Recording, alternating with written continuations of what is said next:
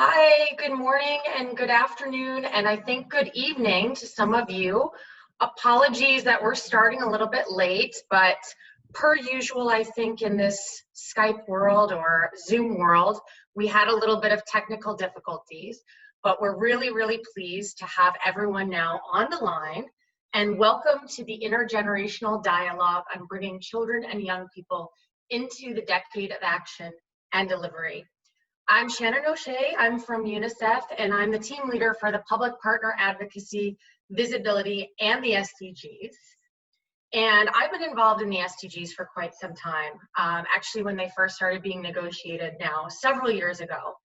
And the key partners involved in this event today were working together in those earliest days to make sure that child rights and child voices were a central pillar of the Agenda 2030 outcome document. And since the adoption of the SDGs in 2015, now 5 years ago, we have continued to work together to advocate for the inclusion of children in all SDG discussions and decisions at global and at national levels, which is the topic that we're going to address today at this very important HLPF side event. Today's event is co-organized by UNICEF and the Coalition of Child-Focused Agencies, which include Child Fund Alliance, Save the Children, SOS Children's Villages, Plan International, and World Vision. And we're also co-hosting the discussion with our three amazing co-chairs of the Group of Friends of Children and the SDGs. This is a group of 65 member states that regularly meets in New York, and we've gone virtual now, to discuss how to implement and monitor the SDGs that are for and with children. The co-chairs of the Group of Friends have been unwavering champions for children, and I'm really delighted to introduce them to you today. First, we have Ambassador Rattray of Jamaica. Good morning, Ambassador. Then Good morning, Ambassador. We also have Ambassador Panyayatov of Bulgaria. Good morning, Ambassador. Good morning. And then we also have Ambassador Braun of Luxembourg. So good morning to you. Good morning to everybody.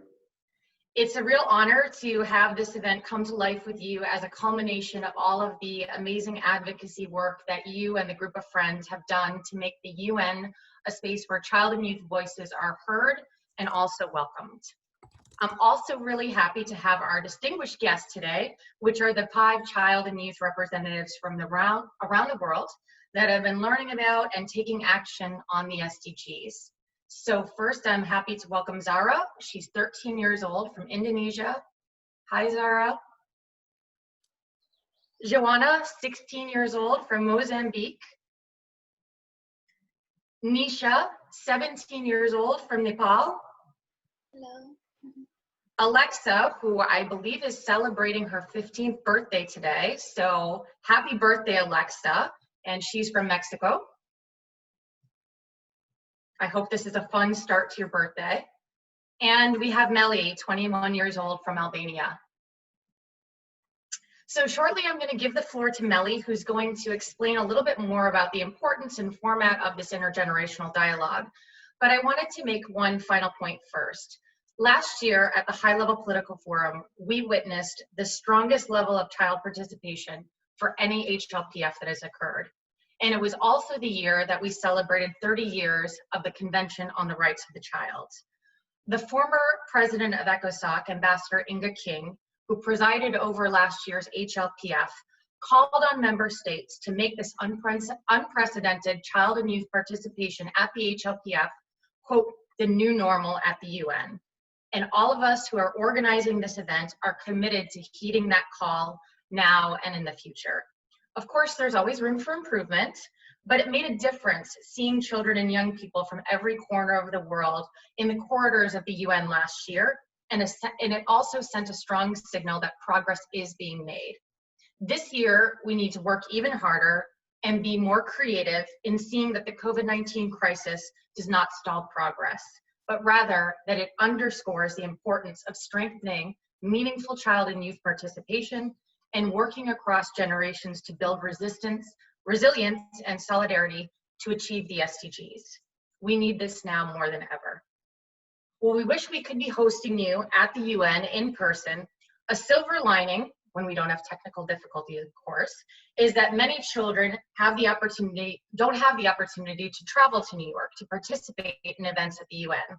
So through having this event virtually, we're able to connect with more people and more children from all over the world. It's a great reminder to make sure our child behind, but also that the next frontier must be bridging the digital divide. So thank you, and I'm really happy to now give the floor to Melly, who's going to talk a little bit more about this intergenerational dialogue. Melly, over to you. Hello everyone. I wanted to apologize again for the late I took for our meeting. My name is Meridiana Jaferai and I come from Albania. I grew up myself in alternative care in SOS Children Villages, Albania, and I am now a young person in independent living, finishing my education and looking forward for better opportunities for the future. I'm happy to be here with you and to share our discussion related to what is important for children and young people as well, in order to advance the agenda on sustainable development goals and what practically needs to be improved for children and young people. I need to say that although it will be only me doing this introduction, actually it is a representation of every child and young person contributing to this event. And thank you for your openness to hear and take our input seriously. Firstly, let me explain the format of today's event. Today we are having a discussion between children representatives and decision makers at the United Nations. The ambassadors to the UN of Bulgaria, Luxembourg, and Jamaica will ask us, the young representatives, a few questions about our views and our ideas about the SDGs, in hopes that the young generation can help inspire SDGs action and with these views and our input as well. Us young representatives will then pose a few questions to the ambassadors to hear their expertise and views. We wish to hear from each other and foster intergenerational dialogue and understanding. So let me put some importance to this very specific discussion, the importance of an intergenerational dialogue. We believe that in order to achieve sustainable development, we need better understanding among children and youngsters and the adult generations. It is important to have more opportunities for equal dialogues uh, and with generation and between them. Decision makers should plan on how to better present their narratives and policies to children and young people. To these generations that actually live in very diverse world and also in a world that is becoming more chaotic and insecure, considering the current developments, we think that children and young people should also do the same. They should be also ready and open to explain their narratives, and they should be also ready and open to explain the narratives and to be equally listening to other perspectives. Saying it with other words, the first step is to create with connection between generations by inserting more informal education and participation opportunities through continuous dialogues. This form of dialogue is very important in helping both children and adults better understand, in helping children better participate, in challenging adults and giving adults creative ideas, and by so reducing the gaps or mismatches among generations. The more spaces are created and given to children and young people, especially those in vulnerable situations and contexts, the more chances they have to share their point of views and to achieve the changes they ask for, especially as children and youth can bring more practical views about what their life is like, what situations they face, what solutions they propose, then policies and projects can be aligned to what children concretely needed and not risking to be very far documents to be read and understood by children and young people. We hope more intergenerational dialogues can happen around the world. We can make it better if we talk to each other and if we understand each other. On behalf of all the children and youth participating, thank you very much.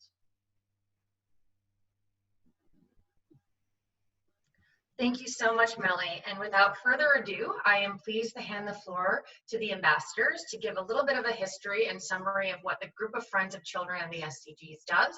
So Ambassador Panayatov, please, you have the floor. Thank you very much, Shannon. First of all, I would like to welcome to this event Zahra, Alexa, Joanna, Nisha, and Melly. It's a pleasure to have you here with us today. Melly, falem edhe shumë për prezantimin tuaj. Normalisht neve mund të vazhdojmë në shqip, por ma kam frikë që nuk do të na kumtoj të gjithë. I just thanked Melly in Albanian for the excellent overview of this event. I had the pleasure and the honor to serve in Albania and to learn Albanian language. My words of thanks go also to UNICEF, Child Fund Alliance, Save the Children, Plan International, World Vision, and SOS Children's Villages for organizing it. I have had the pleasure of co-chairing the Group of Friends of Children and the SDGs with my colleagues from Luxembourg and Jamaica for the past few years, which, as you know, is a group of 63 UN member states representing diversely every region in the world. The group was formed during the SDG negotiations in the year 2015 to make sure that the goals and targets included child rights. We were some of the member states who actively advocated for SDG target 16.2, for instance, aiming to end all forms of violence against children. But when the SDGs were formally adopted, the group agreed that our job was not done. We decided to continue to meet ahead of major global intergovernmental events to ensure the SDGs agenda included children in its implementation and monitoring phases of the goals. We meet as a group, share best practices, how our national governments are strengthening child rights issues, and encourage each other to creatively take children's issues and voices into account. We issue statements at major events on behalf of the group to advocate for children.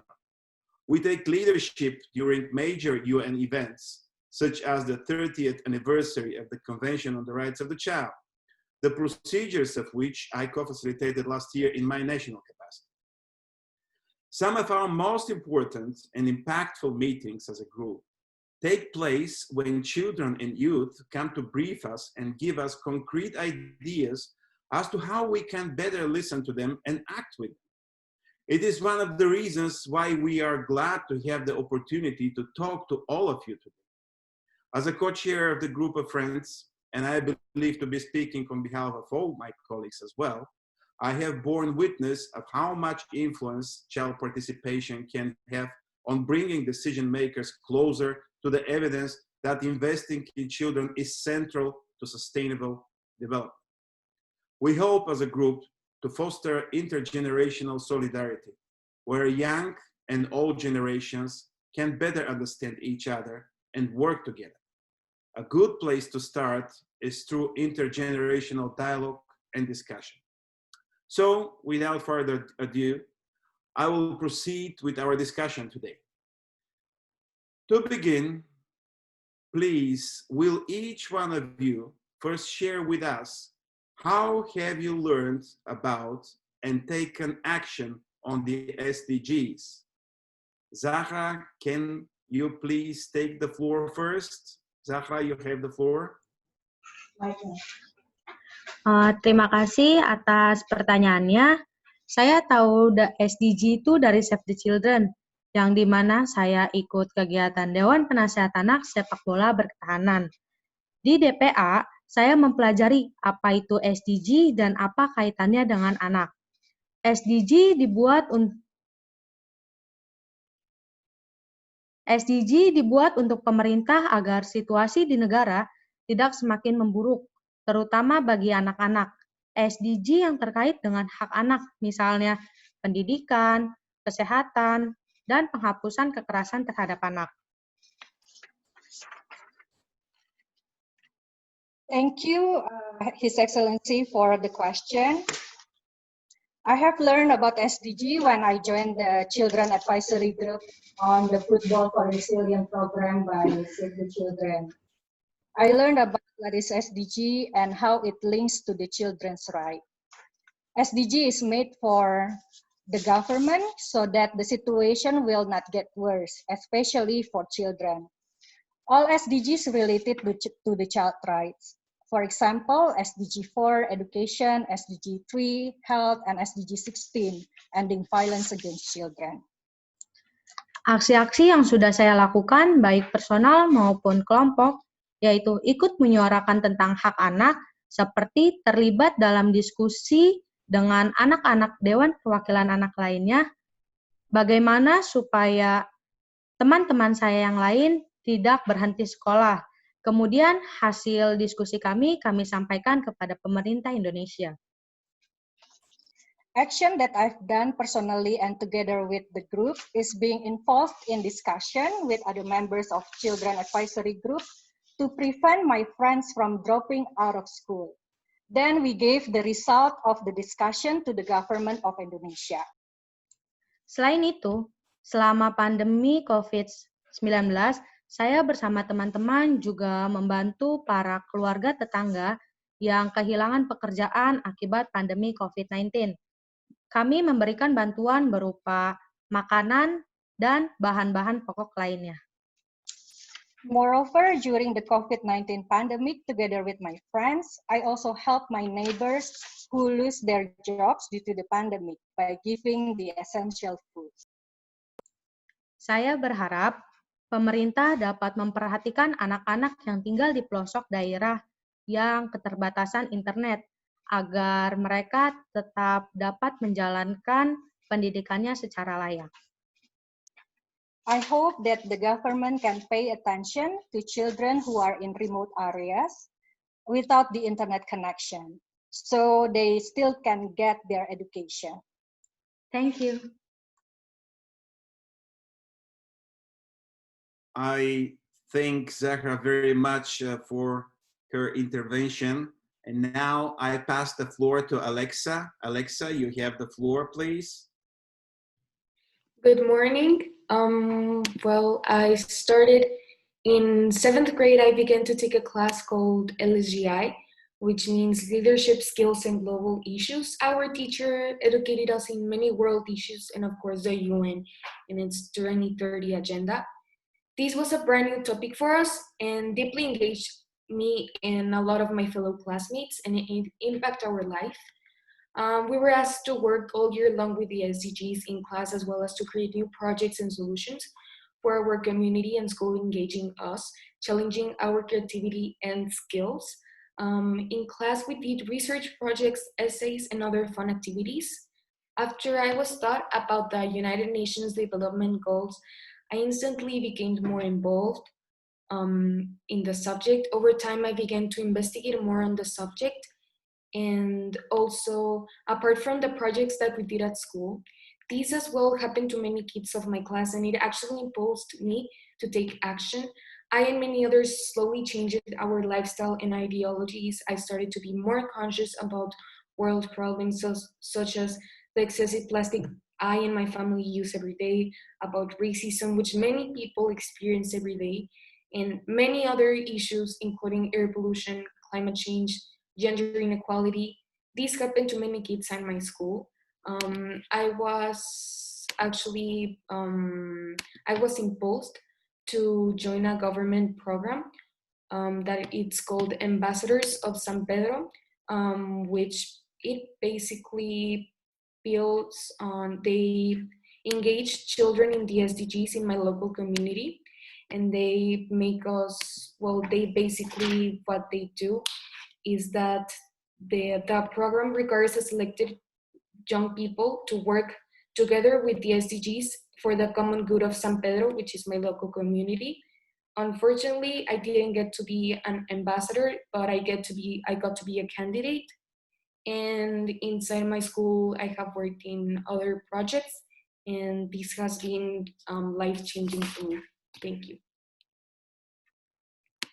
I thank you very much, Alexa. Alexa joined us from Mexico, and previously Zahra joined us from Indonesia. And now I would like to pass the floor to Joanna, who is joining us from Mozambique.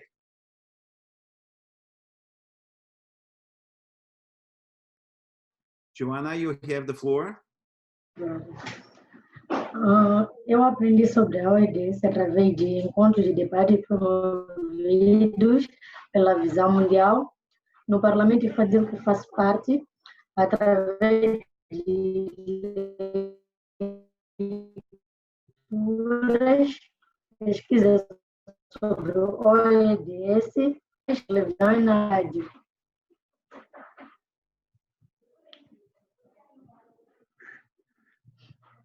I think we have some sound issues there. Probably, I don't know if you can speak closer to the mic.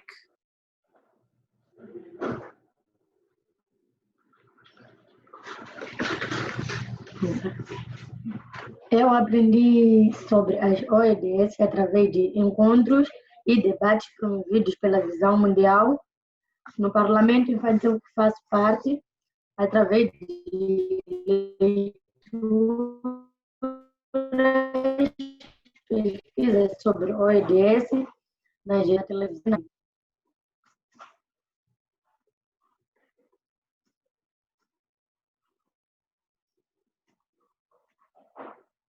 So we have actually wrote what Joanna was speaking.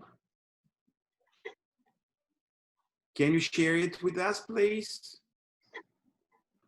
Yes, Joanna was saying she learned about the SDGs through meetings and debates at the World Vision and at Children's Parliament, which she is part of, through readings, through research on SDGs at school, through radio and television. So we wrote the answer at the chat box.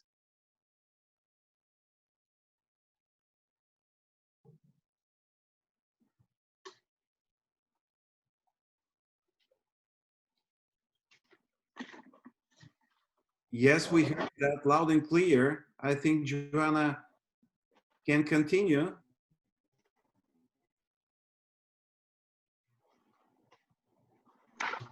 Em torno da ODS, tenho encorajado outras crianças da minha comunidade a continuar com os estudos, sensibilizando a comunidade para o uso racional de recursos como água e energia, plantio de árvores nas comunidades, na escola, advocar junto dos pais na comunidade e dos governantes para tomar ações que visam acabar com a malnutrição nas crianças. Obrigada.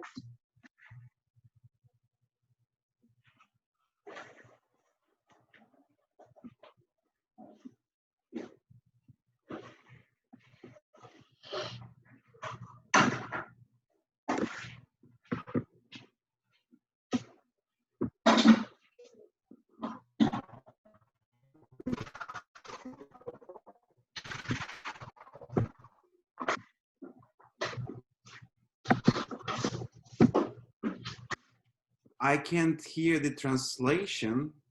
So, Joanna was saying the action she takes on the SDGs, she encourages other children to go to school and to continue with studies. She also raises the awareness of the community on the rational use of some resources such as water and energy. She also raises awareness in the community on the issues of good dietary practice to eradicate the malnutrition in children.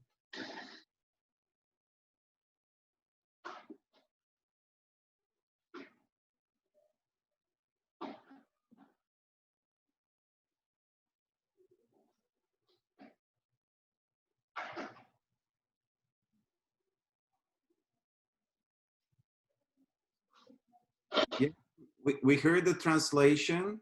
Joanna, you can continue.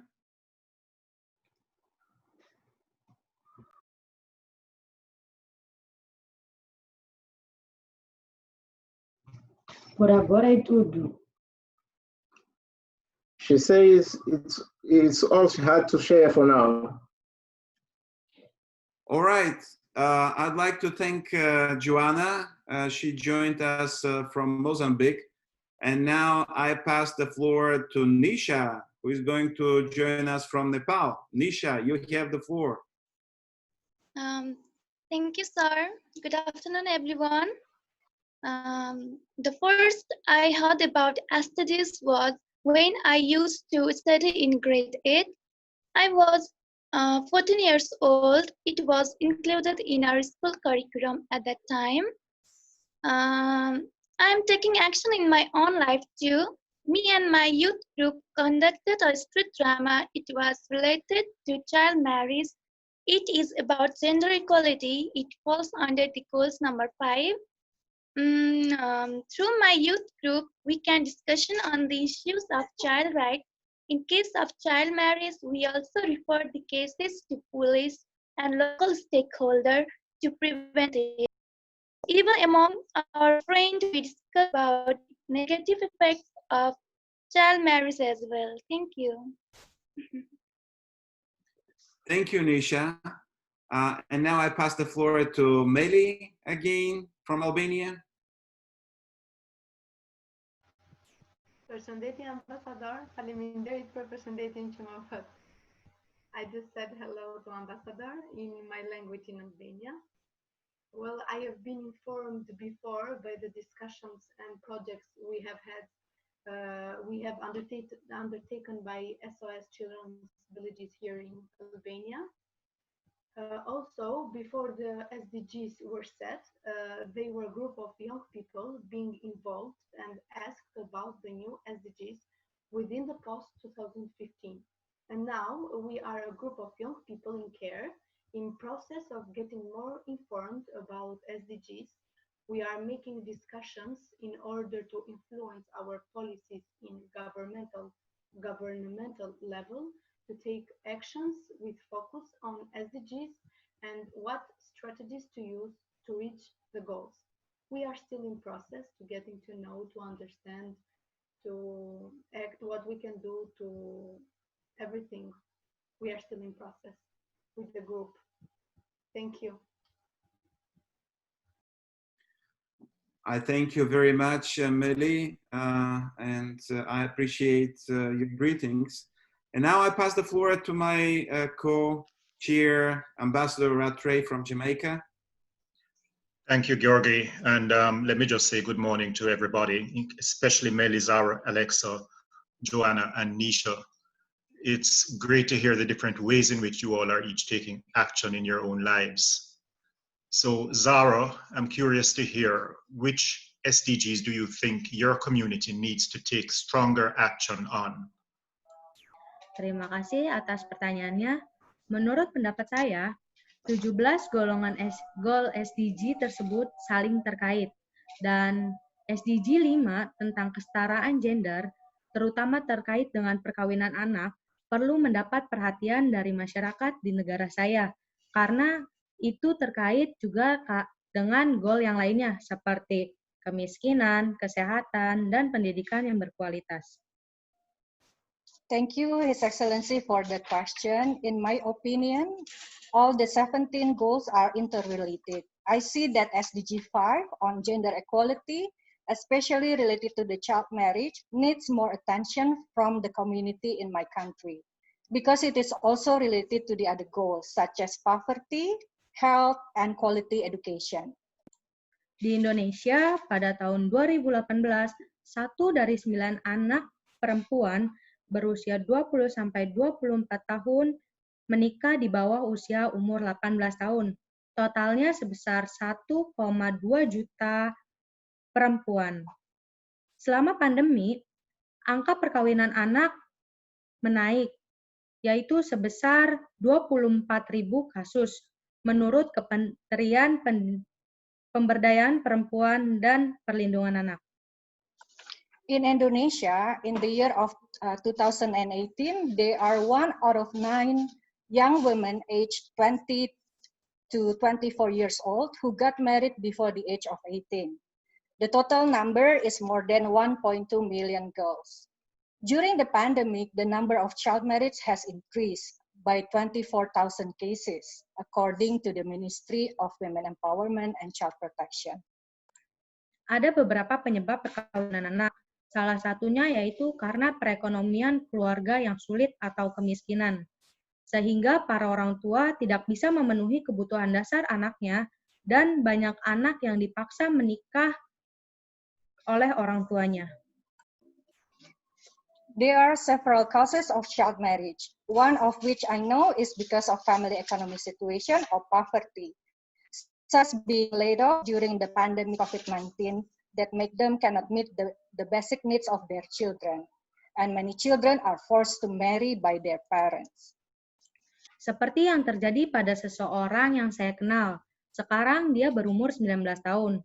Dia menikah pada umur 14 tahun seperti saya karena tuntutan ekonomi keluarga. Dan akhirnya dia putus sekolah. Dia hamil dan mempunyai anak. Dia sangat menyesal karena dia menikah. Karena dia tidak bisa bermain bebas seperti temannya dan tidak bisa mendapatkan pendidikan yang cukup layak. As happened to someone I know, she is now 19 years old and got married at the age of 14 because of the family economic situation. And she dropped out of school and then became pregnant and had a child. She regretted to get married at the young age because she could no longer play and continue her study like other children. Oleh sebab itu, saya berharap tidak ada lagi perempuan yang menikah di bawah usia 18 tahun, baik di Indonesia maupun di seluruh dunia. Thank you. Therefore, I hope that no more girls in Indonesia and throughout the world will get married before 18 years old. Thank you. Well, thank you very much, Lara. But first, if I may say a big hello to everybody, especially to you, Zara, to Alexa, Joanna, Nisha, and Melly. Thank you, Zara, for your intervention and what you said. I must say I'm very, very impressed by the knowledge you show and the maturity you show in your presentation. It's very helpful for us to hear from your experience, and so that we better understand the issue. We surely know the issue very well, but also how it is perceived by young girls. And thank you very much for that. Joanna, why do you think it is important for leaders and decision makers at the United Nations and beyond to hear and to listen to children and young people? Joanna.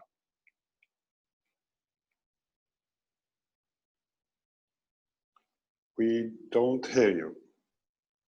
We don't hear you.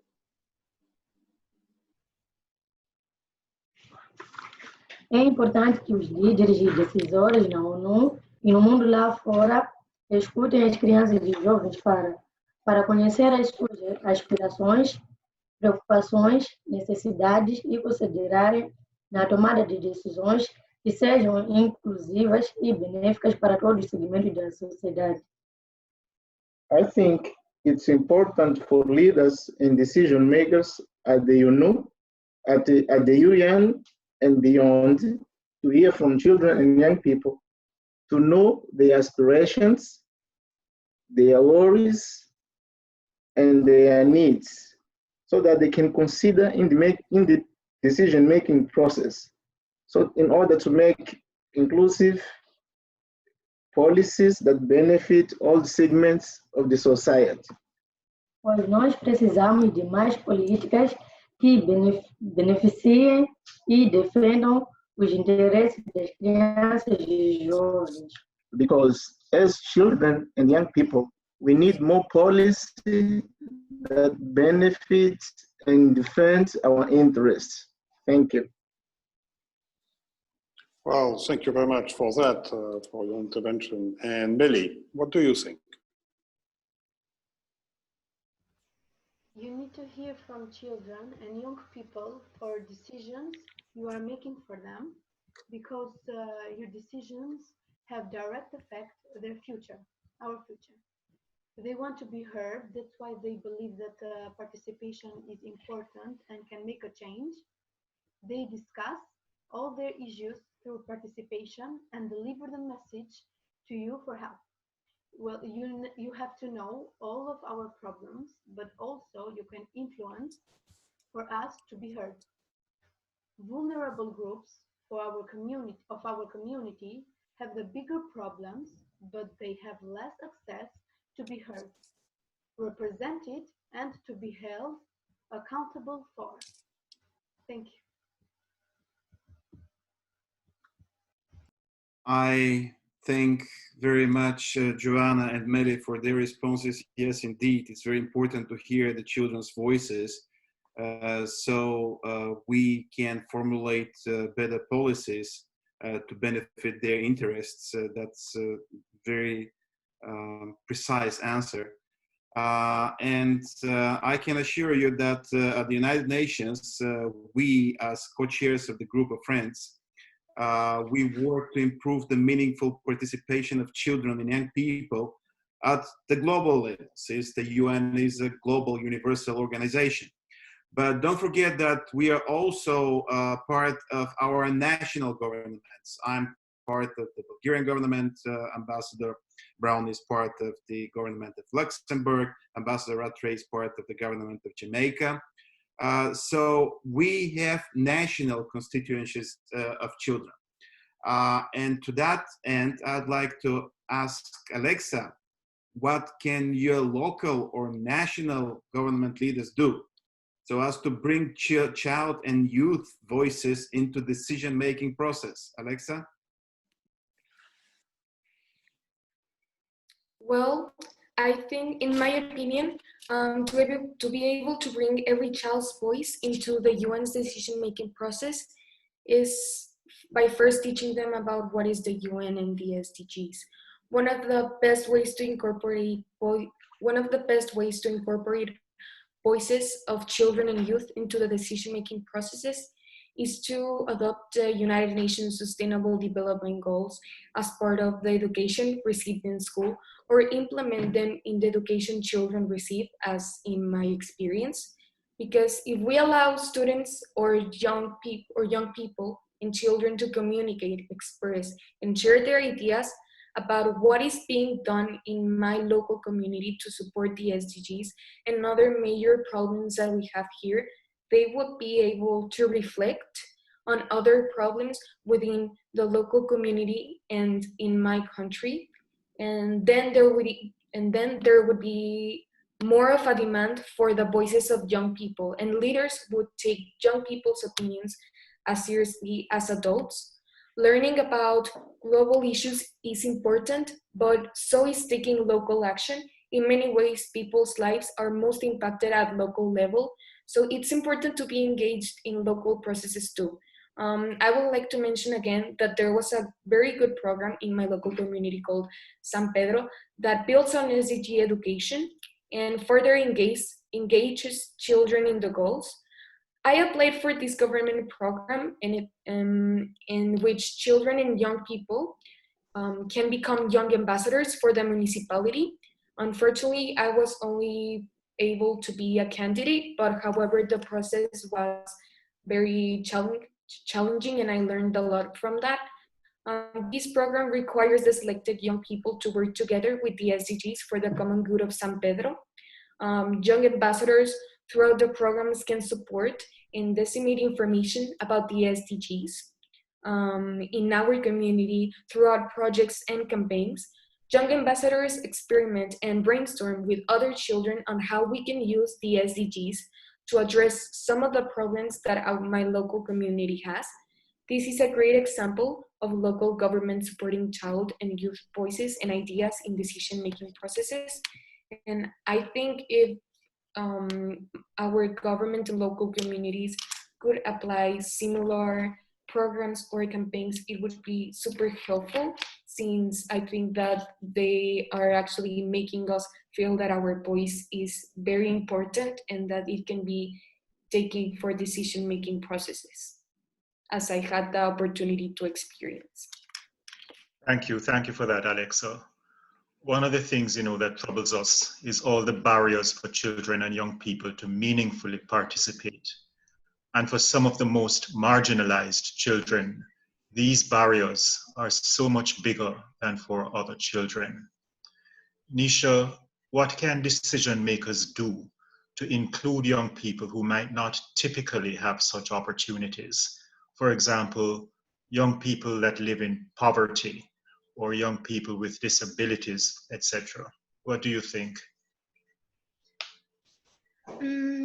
Once again, thank you so much, sir, and thank you for your question, sir.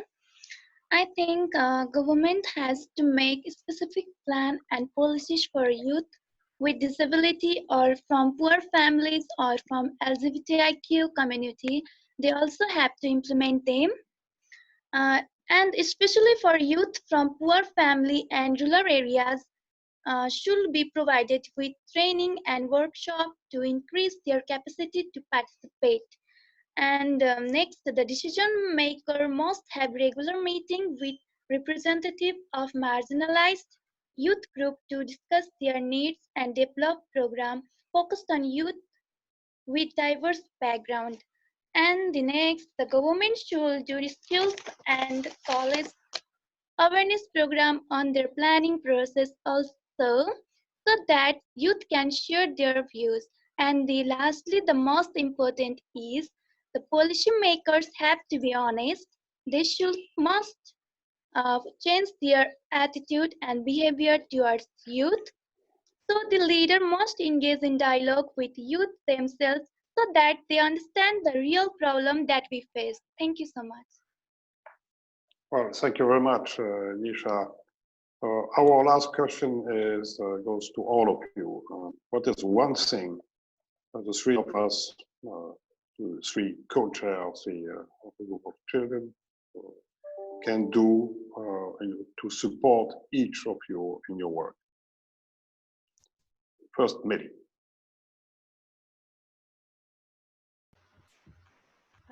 Actually, this question is pretty important. So I have already prepared the same question for you.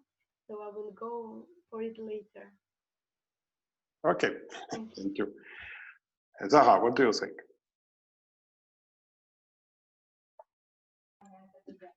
Saya ingin Bapak dan pemimpin dunia bukan hanya mendengarkan aspirasi saya dan teman-teman saya saja, tapi juga ikut berpartisipasi dalam menyuarakan aspirasi saya dan teman-teman saya kepada pemimpin dunia lainnya, serta mewujudkannya dengan aksi nyata. Terima kasih. I hope His Excellency and the other world leaders will not only listen to my opinions, but also to take into account my and other children's aspiration to other leaders and translate them into concrete action. Thank you. Thank you very much, Joanna. What do you think? O circular de DAE causou a destruição de infraestruturas. Gostaria de saber o que está sendo feito para apoiar as crianças e famílias em eventos de mudanças climáticas e condições climáticas extremas. In Mozambique, it's known that Cyclone Idai caused infrastructure destruction. So I would like to know what is being done to support the children and families from climate change and extreme weather events. Thank you very much, Joanna. I think we will come to that in the second part of our panel when it will be us who will provide you with answers if we can. But Alexa, you remember what is one thing we can do to help you and to support you in your work? Thank you for that question. I think that taking our opinion as well important. I think that taking our opinion as important as a well-known politician or with the same value as an expert, like of course all ambassadors are doing right now, it's very important to us. That's why maybe ambassadors could organize more similar events like these, but more open to the public. You could search and locate different communities with different necessities and needs, especially the ones which are the most vulnerable because they're the ones with the strongest opinions, and gather a group of children or select a kid and ask them what are their necessities, what they want to change within their community, what they need, and tell them that their opinion will be heard, because that is what we want, and not all children know that their opinion is important. With these responses, you can modify or adapt SDG related or associated programs or groups, even create a new one based on the responses, what they want and their needs. I think that this could help the purpose of this campaign and support us, the youth, and as well let many other children know that they don't know that their voice is important. Thank you very much, Thank you. Alexa. And Nisha.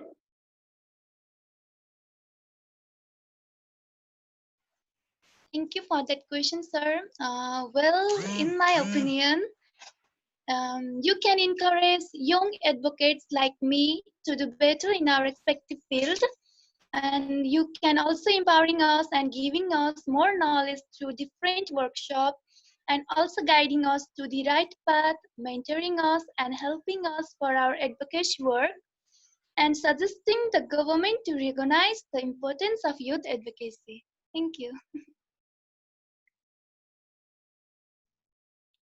Thank you very much. And Ambassador Pañol, it's you. Yeah, thank you, Christian, and thank you very much, Nisha. And now I think it's time for us to answer the questions of Meli, Zahra, Ioana, Alexa, and Nisha. Shannon? Yes, Ambassador, that's correct. So we're turning the tables now, and we're going to have our young panelists ask you questions. I just wanted to bring up a few points. There were so many great points made, but I think that there were some really interesting themes that emerged. One, I think all of you touched on the importance of education, and education being a gateway to participation. That when you're able to have the opportunity to learn about issues and how they apply to your own lives and your communities, young people want to get more involved. So I think education is absolutely key. I think a number of you have also talked about how COVID has reinforced some of the inequalities that were already existing in your communities. We heard examples from Nisha, for example, about how there's been an increase in child marriage post-COVID. So that what we're seeing here is that inequalities that already existed are being laid bare, and in some cases are worsening due to the crisis. And that's really important.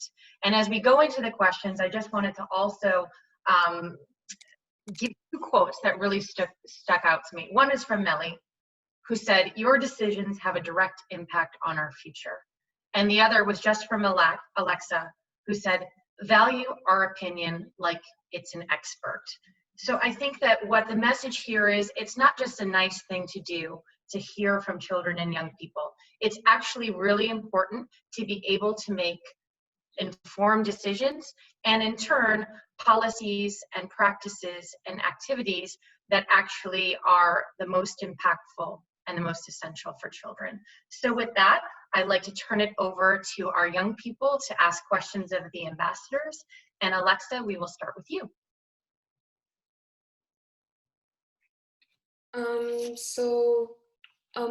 My question is, with this new type of lifestyle we have now, due to quarantine and other factors, many of the necessities of children have shifted during this period of time. How is the group of friends of children and the SDGs addressing the recently affected children or the new events regarding vulnerable children? Thank you for that question, Alexa. You know,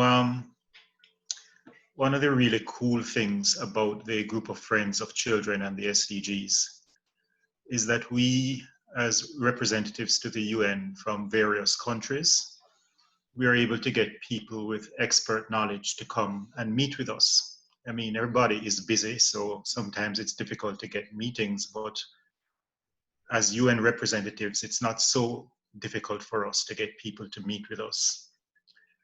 And this can be an effective and very powerful tool, you know, the ability for us to convene people in meetings.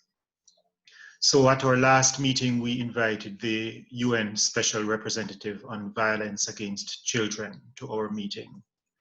And she highlighted some of the issues that you touched upon, Alexa. She noted that we are not on track to meet our target to end violence against children by 2030. And also that the COVID-19 pandemic that Shannon just spoke about has increased the exposure and vulnerability of children to violence, including to online predators. She said that we needed to listen to children more, exactly what we've been hearing from you guys this morning, and to include children in all aspects of our response to things that make you feel unsafe and insecure. So I guess what I'm saying is that because of our ability to arrange meetings with experts like the Special Representative on Violence Against Children, we have an opportunity through the group of friends to really strategize around how to address the issues that she has identified. For example, she said that we needed to ensure that the lessons learned from the first wave of the COVID pandemic should be incorporated into our respective national emergency plans, particularly those that safeguard the welfare of children during such emergencies. And that's a recommendation that I think our group of friends can promote, just by ensuring that this recommendation reaches out to all 193 countries that make up the United Nations. So thank you very much, Alexa, for that question. And if I may jump in here, as previously stated, Alexa, the group of friends is meant to advocate for children and raise awareness around their well-being. And in this regard, we have voiced concern about the possible implications of the COVID-19 on children, including all the challenges stemming from the crisis. More specifically, in April, we issued a joint statement, which was supported by over 170 members of the United Nations. And that statement aimed at exploring issues such as children's education, food, health, and safety in the context of the pandemic. We have emphasized the importance of access to education, including for children with disabilities. And yes, along with UNICEF, the Special Representative of the Secretary General for Violence Against Children has also been one of the most critical partners of the group of friends in identifying the effects of the crisis on children. But my colleague, Courtney Rattray from Jamaica, spoke in details about that. Thank you.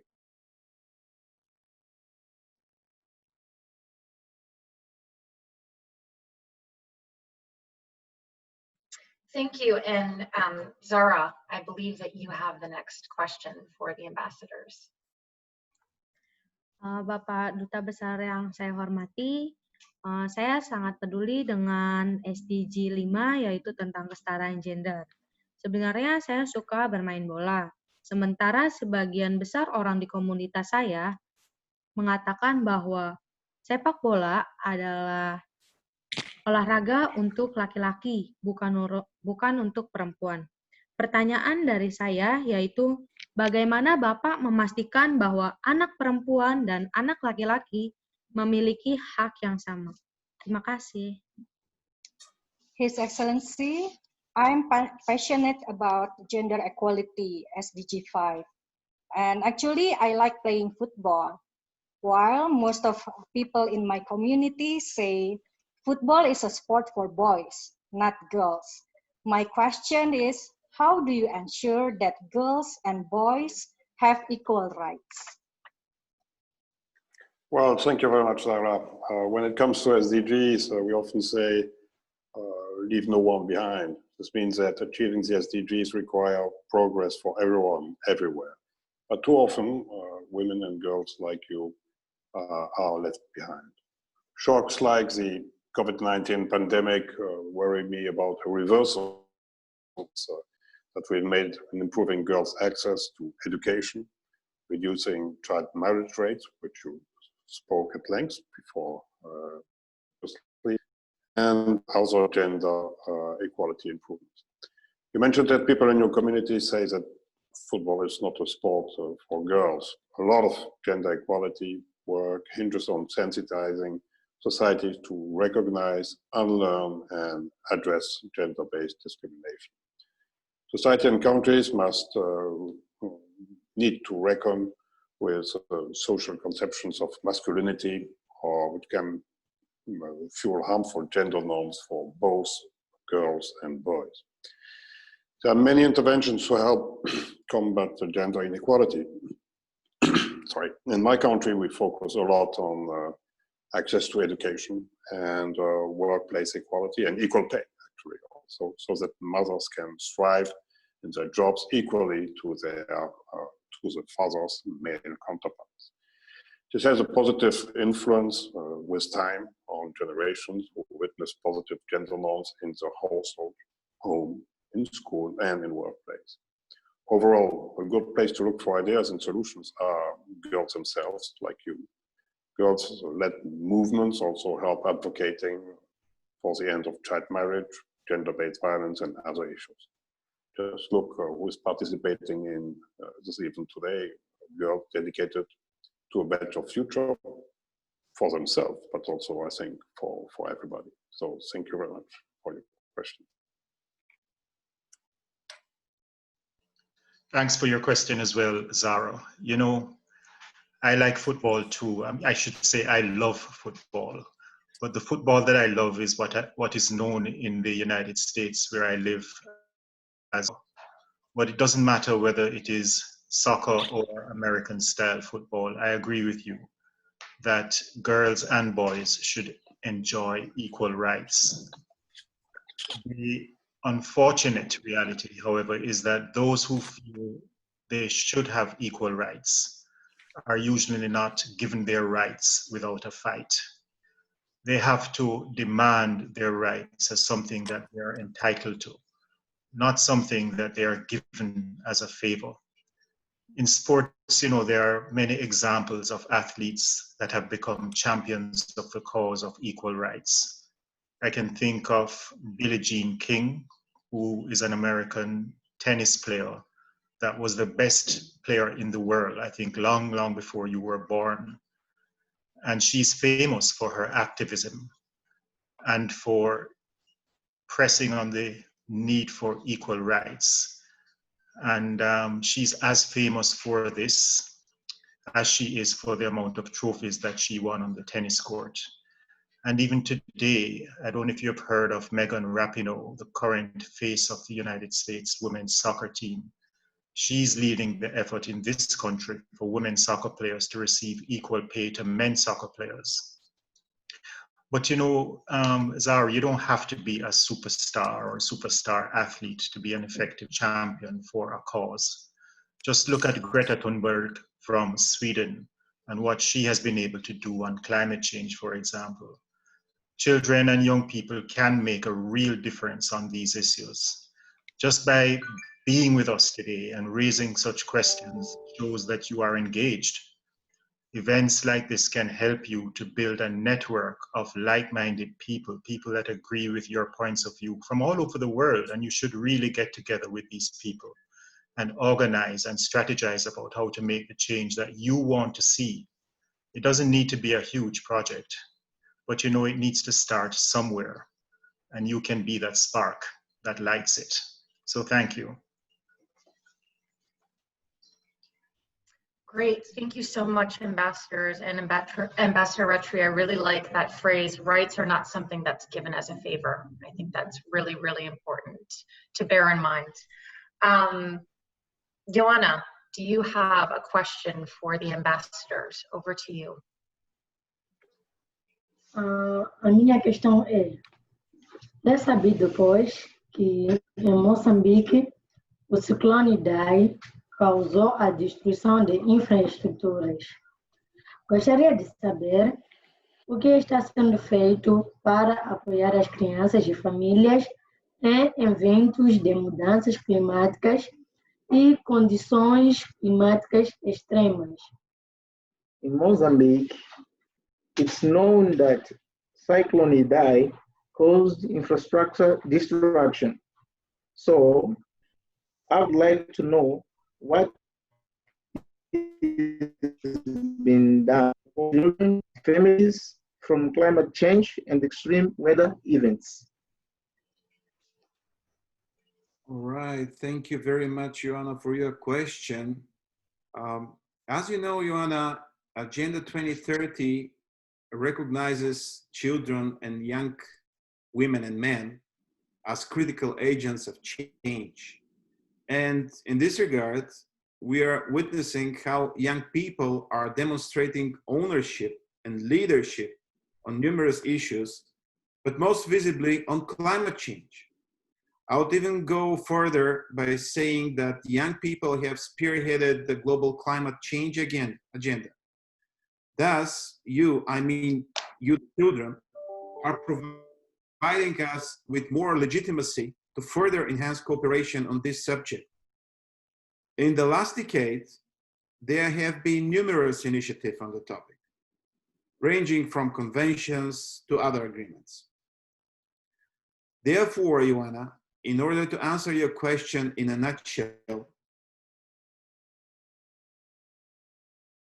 I would say that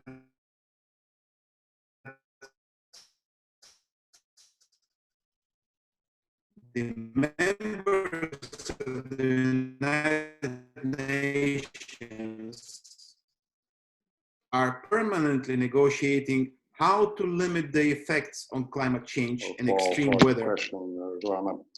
Let's say we've all heard of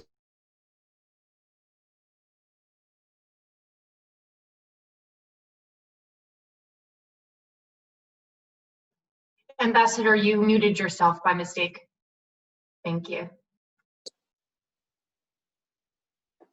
Yes, Joanna, I'm sorry to hear of the destruction caused in your country. I mean, we heard of it before. This kind of events are increasingly disrupting the lives of children and families everywhere, but disproportionately also affect countries which have the least to do with the origins of root causes of climate change, such as your country. One of the actions that government can take to support children and families impacted by climate change and disasters is by signing the Declaration on Children, Youth and Climate Action. This declaration was written by young people with the aim of protecting young people's rights. My country was one of the first countries to sign this declaration and continue to actively ask other countries to do the same. This declaration acknowledges the global leadership of children and young people for urgent and immediate action. When the government signs this declaration, it doesn't suffice to sign the declaration. They commit to actions. So these 7 actions include integrating the child's rights into a healthy environment, into national legislations and national climate action plans. They also commit to equipping children and young people with environment education, knowledge and skills, and commit to investing in child-responsive adaptation, disaster risk reduction and mitigation measures with a particular focus on reaching children most at risk, like children in your country. When we all live up to this commitment, we will hopefully better prevent and be better prepared for situations like Cyclone Idai. I'm very encouraged by the way children and young people are taking leadership on this issue, making sure that leaders and public do not put climate action on the back burner. So thank you very much for asking this question, but I must also say that beyond words and commitments, there has been a big funding effort in our organization here at the UN in order to help your country. And I think there has been a real show of solidarity. So thank you very much for your question. Thanks so much, Ambassador. And Melly, I believe that you have the next question.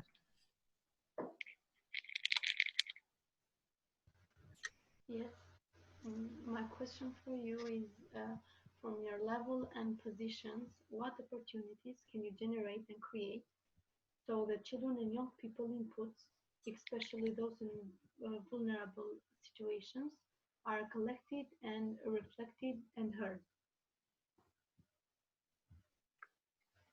Well, thank you for your question. Because children and youth are increasingly global citizens, the SDGs are an incredible useful tool for connecting with young people on the global and local issues they care about. Alexa has spoken of that also before. At the UN, the group of friends of children and the SDG helped share advocacy messages and best practices for our members of government to meaningful consult children and young people on their experience and opinions as they relate to the SDGs. In 2017, my country, Luxembourg, submitted its SDG Voluntary National Review Report and explicitly recognized that governments alone cannot achieve these ambitious goals. We therefore embarked on a project called Yes We Care 2017, which communicated the SDG to our citizens, particularly children and young people, and called for innovative and sustainable solutions to economic, environmental, and social problems. The project led to a consultation with children and young people that mapped their expectations and priorities for Luxembourg for 2030 and informed our country's development portfolio. This is one way that children and young people can have their voice heard on the global issue for national and local action. Finally, as you mentioned, we must actively work to engage children in vulnerable situations, including children with disabilities, refugees and migrant children, and children who do not know about the SDGs but have just as much rights to have their opinion heard and taken into action. So thank you for the question. Thank you also for your question, Melly. Well, you heard me just speak to Zara about getting together with people of like mind. That's because there is power in numbers.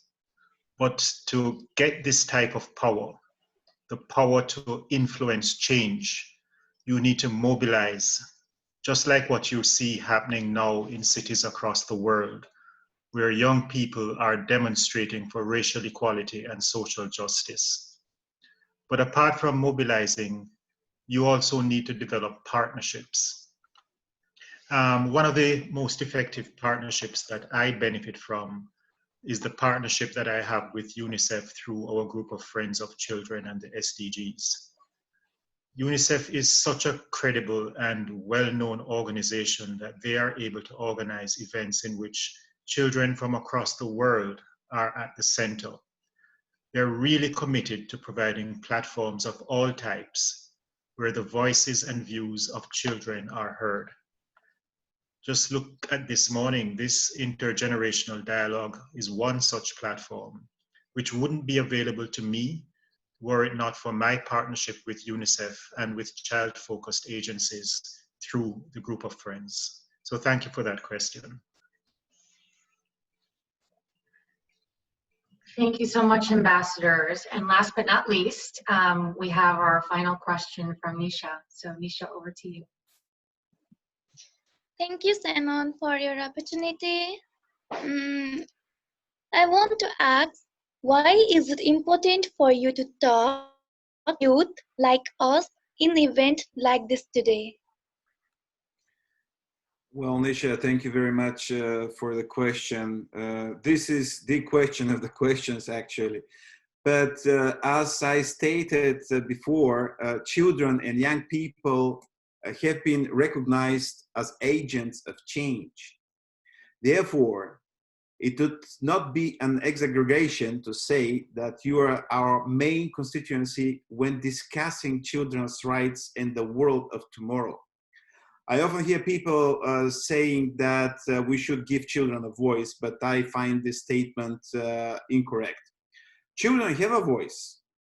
You talk. And the real question is whether we want to listen to what you have to say. Today, I'm delighted to see you invested on all these issues of crucial importance we have been discussing, because they have more potential to influence the life of your generation than could affect previous generations. This is why events like this one are very important to us, and I should become more of a regular, and they should become more of a regular practice. Thank you. Thank you, sir. And thank you, Nisha, for that question. So the simple answer would be to say it's important to talk to children like you, because I have 4 children of my own. Like Alexa, in fact, my son turns 13 today. But, you know, that would be an easy way out to give you that answer. In truth, even if I didn't have children, I would see it as a priority to talk to young people such as yourselves. And why? Well, because I really feel a sense of obligation to pay it forward. I don't know if you're familiar with that expression, but to pass on to the next generation what I received from the previous generation. You know, Nisha, I benefited from having adults in my life that provided the type of guidance that I could not receive at home or in school. And don't get me wrong, I'm not saying that I didn't receive love and support from my parents or a quality education from my teachers at school. But everybody brings their own experience. And so when an adult takes sufficient interest in a young person, that they are willing to share their life experience informally, not in any structured way, but just to share their life experience and spend some time listening to the concerns of young people and sharing with them all they have learned. Well, you know, there's just no beat. And I had that. And so it's my duty to pay it forward. And this is one way to do so. Thank you. Thank you, sir. Thank you so much, ambassadors. And we are doing well on time despite a slightly late start.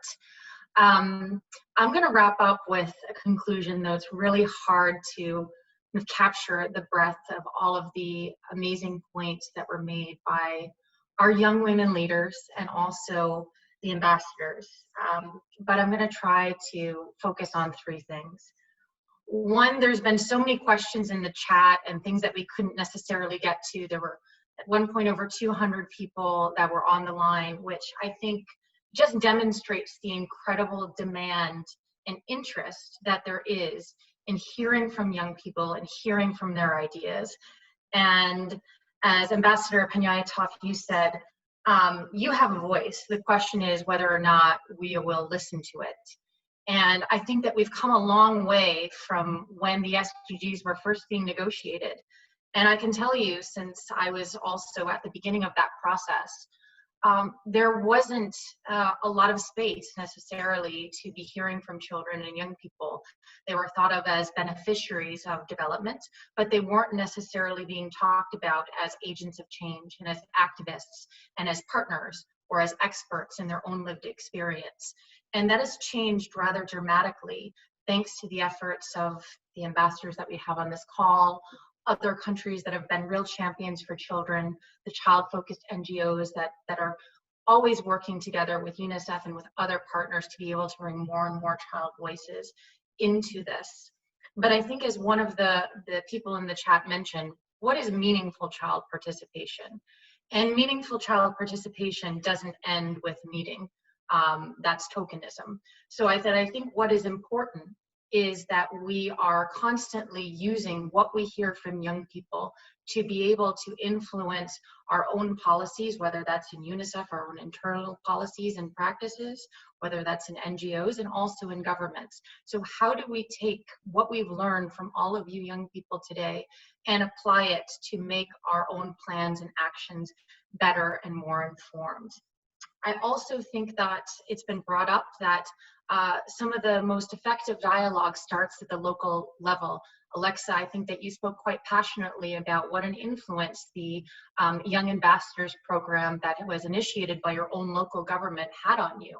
I know that in New York City, we've worked incredibly with a group called the New York City Junior Ambassadors, who also feel similarly that being able to engage in this at a young age really has a lifelong effect. And of course, Ambassador Retre, you are a living example of that, of how mentorship when someone is young, you take that with you throughout the course of your life. So I think what's also important is there's nothing proprietary about this methodology. It can be run in any sort of country context. It can be done in a technologically way, or it can be done, of course, when things are safe to do so in person.